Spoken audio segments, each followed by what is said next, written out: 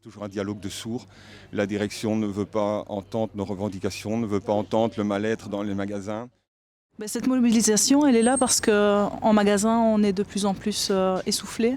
On travaille de plus en plus à membres réduits, c'est-à-dire qu'on a de moins en moins d'heures dans les magasins pour pouvoir faire un travail correct.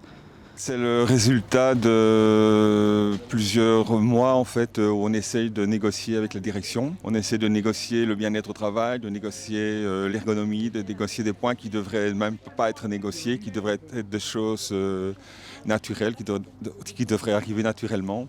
Mais on est amené à négocier ce genre de choses parce que c'est toujours la productivité qui est mise en avant chez Aldi. C'est toujours un dialogue de sourds.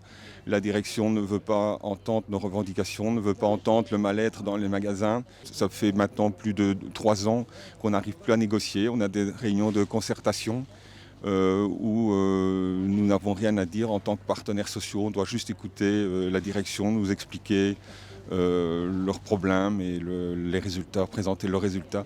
L'ambiance se dégrade de plus en plus. En même temps, on a de nouvelles technologies qui arrivent dans les magasins qui ne sont pas abouties. Au lieu de gagner du temps, on perd du temps, ça nous donne des surcharges de travail dans les magasins. Disons que pour l'instant, on a beaucoup travaillé sur des meubles qui sont à 4 étages. Et donc on s'est retrouvé énormément à genoux, parfois par terre, pour aller rechercher des cartons qui étaient en dessous, ou au contraire trop hauts, avec des poids qui sont trop lourds évidemment.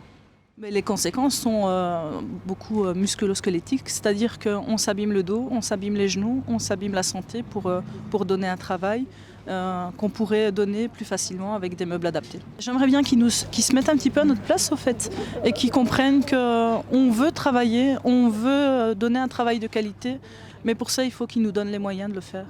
On voudrait déjà qu'il y ait plus d'heures pour les travailleurs, qu'on travaille dans de meilleures conditions avec une ergonomie qui soit acceptable et des conditions favorables à ce qu'on puisse donner un travail de qualité au fait. On essaie de se faire entendre et malheureusement, c'est jamais gai pour personne, ni pour nous, ni pour les travailleurs.